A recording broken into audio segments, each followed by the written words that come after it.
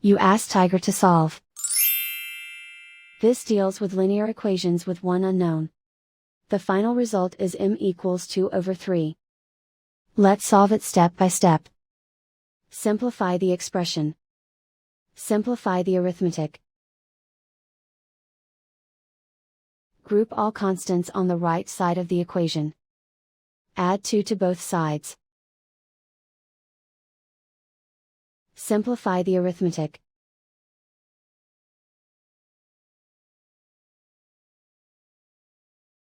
Isolate the m. Divide both sides by 3. Simplify the fraction. And so the final result is m=2/3.